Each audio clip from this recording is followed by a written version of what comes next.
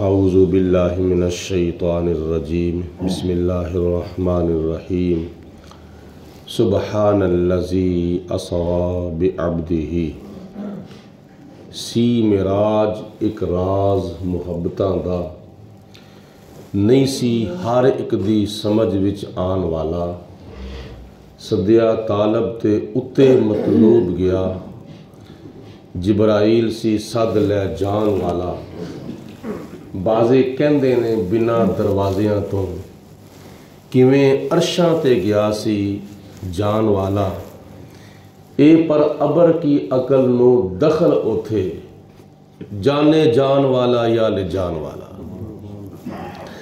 ہمارا اہل سنت و جماعت کا معراج مصطفیٰ صلی اللہ علیہ وسلم کے بارے میں قرآن پاک اور حدیث پاک کے مطابق یہ عقیدہ ہے کہ اللہ تعالیٰ کی ذات نے اپنے پیارے حبیب آخری نبی آخری رسول حضرت محمد مصطفیٰ صلی اللہ علیہ وسلم کو جسمانی طور پر جاگتے ہوئے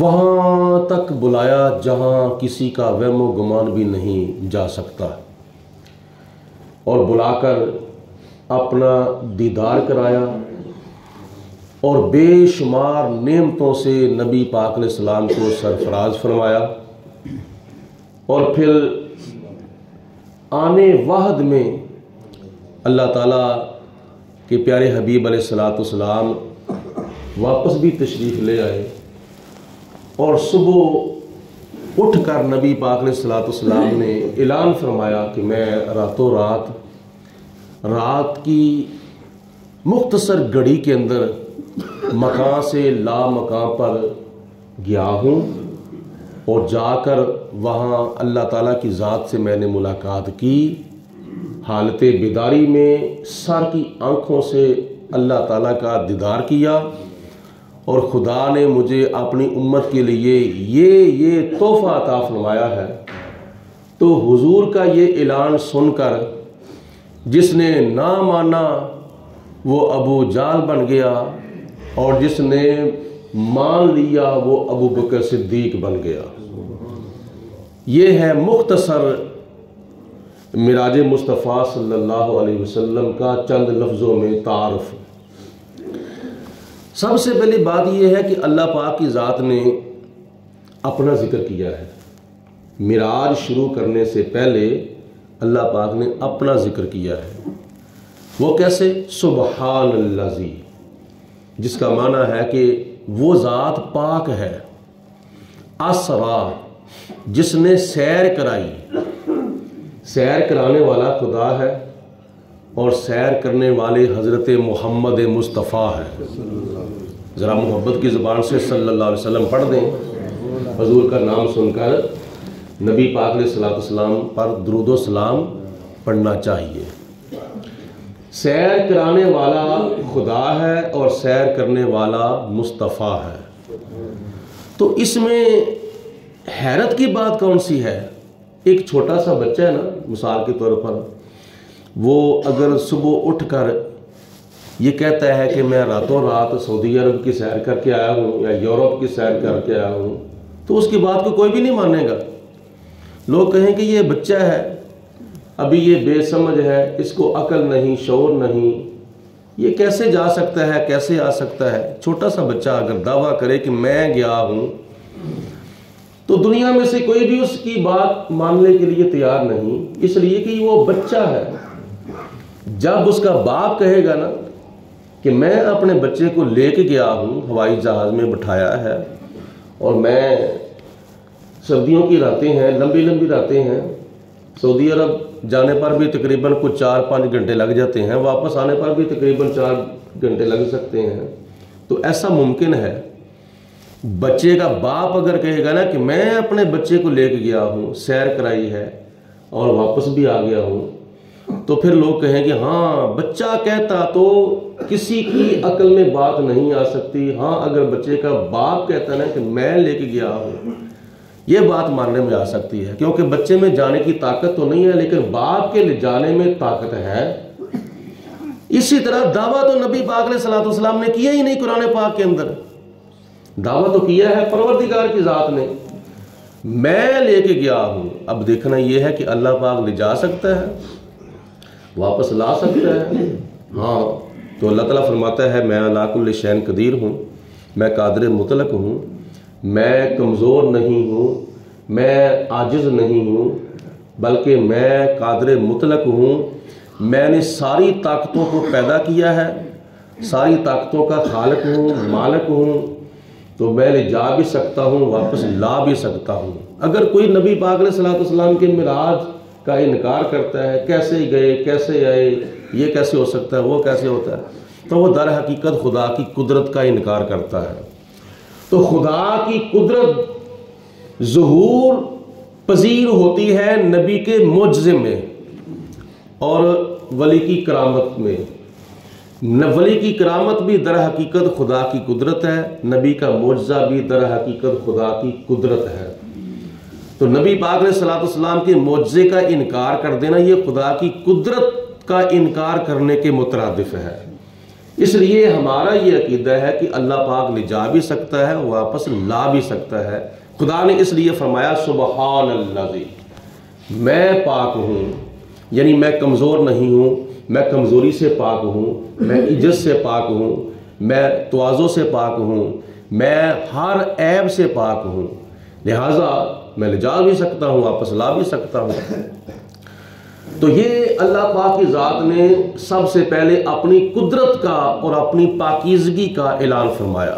دعویٰ خدا کی ذات نے کیا ہے، اور پھر جس نے دعویٰ کیا ہو دلیل بھی پھر اسی سے مانگی جاتی ہے. ایسا نہیں ہو سکتے کہ دعویٰ کوئی کرے دلیل کسی سے مانگی جائے. اب خدا تعالیٰ کی ذات سے دلیل مانگو کہ یا اللہ تو لے جا سکتا ہے، تو اللہ تعالیٰ فرماتا ہے سارا قرآن پڑھ لو، میری طاقت کتنی طاقت ہے، میں طاقتوں کا مالک ہوں، میں نے فرشتوں کو طاقت دی ہے.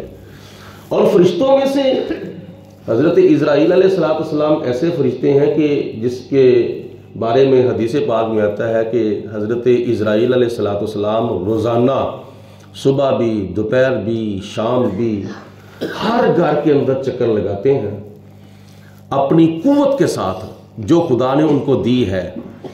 ایک وقت میں وہ پوری دنیا کہ انسانوں کی زندگی کا سروے کرتے ہیں کہ کس کے کتنے گھونٹ باقی رہ گئے ہیں، کس کی کتنی راتیں باقی رہ گئی ہیں، کس کی زندگی کے کتنے دن باقی رہ گئے ہیں، کس کی زندگی کے کتنے روٹی والے لقمے باقی رہ گئے ہیں، سانس کتنے رہ گئے ہیں.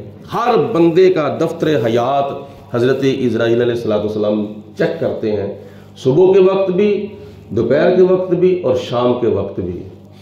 تو اگر اسرائیل علیہ السلام کی اتنی طاقت ہے کہ وہ ایک وقت میں پوری دنیا کے انسانوں کی زندگی کا سروے کر سکتے ہیں، تو جس پیارے آقا مولا جناب حضرت محمد الرسول اللہ صلی اللہ علیہ وسلم کے نور سے اللہ تعالیٰ نے حضرت اسرائیل علیہ السلام کو پیدا کیا ہو، وہ سارے نوروں کا نور اللہ کے پیارے حبیب علیہ السلام کی قوت پرواز کا کیا عالم ہوگا.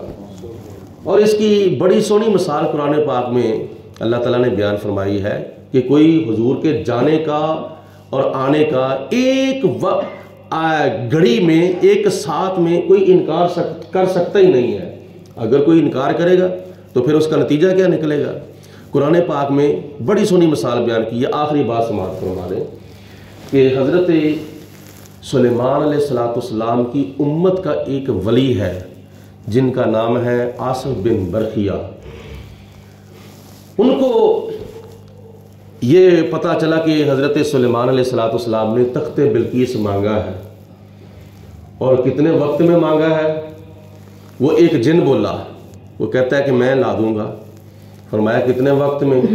قرآن پاک کہتا ہے کہ وہ جن بولا کہتا ہے کہ یہ آپ کی جو محفل ہے نا، یہ ختم ہونے سے پہلے اب سے لے کر آپ کی محفل ختم ہونے تک، چاہے 4 منٹ، چاہے 5 منٹ تک ختم ہو جائے، چاہے 10 منٹ تک، چاہے گھنٹے تک، چاہے 1 دن تک ختم ہو جائے، تو ختم ہونے سے پہلے میں لا سکتا ہوں.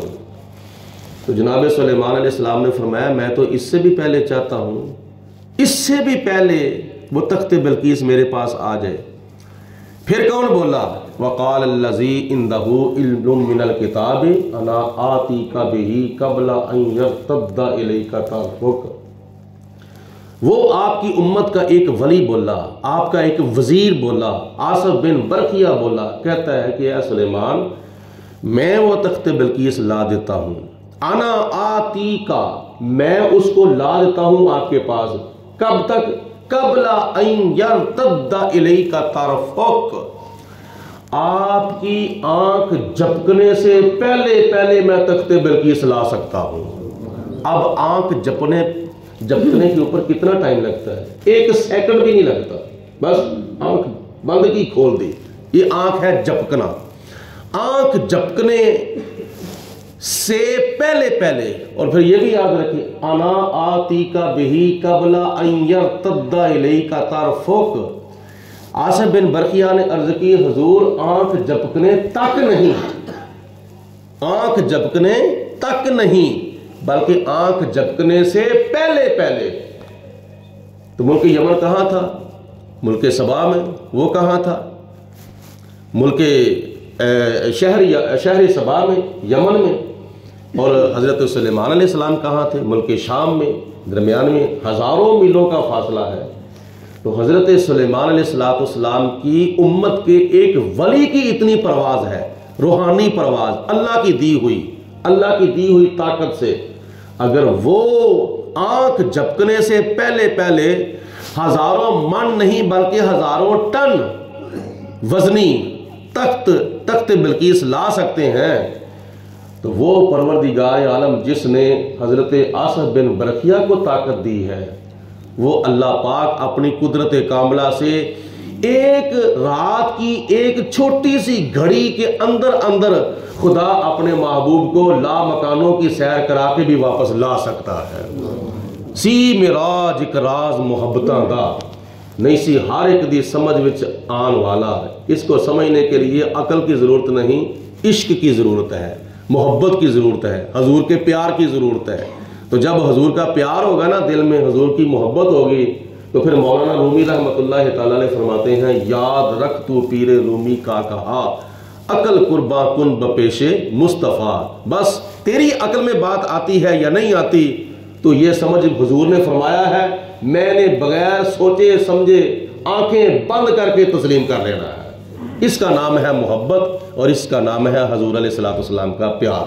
سبحان اللذی، پاک ہے وہ ذات جس نے اسرا سیر کرائی اپنے خاص بندے حضرت محمد رسول اللہ صلی اللہ علیہ وسلم۔ اللہ پاک ہم سب کو واقع معراج سے جتنے بھی سبق ملتے ہیں یاد رکھنے کی توفیق عطا فرمائے اور ان پر عمل کرنے کی توفیق عطا فرمائے۔ وآخر الدعوانا ان الحمدللہ رب العالمین۔ الصلاۃ والسلام علیکم یا سیدی یا رسول اللہ وعلى آلك وصحابك يا سيدي يا حبيب الله، صلاة والسلام عليك يا محمد وعلى آلك وصحابك يا نبي الله، اللهم صل على سيدنا ومولانا محمد معدن الجود والكرم وآله وأصحابه وبارك وسلم۔ اللهم أيد الإسلام والمسلمين، اللهم أيد الإيمان والمؤمنين، ربنا اغفر لنا ولإخواننا الذين سبقونا بالإيمان ولا تجعل في قلوبنا غلا للذين آمنوا ربنا إنك رؤوف رحيم۔ اللهم ربنا تقبل منا إنك أنت السميع العليم وتب علينا إنك أنت التواب الرحيم، وصلى الله على حبيبه محمد وآله وصحبه أجمعين برحمتك۔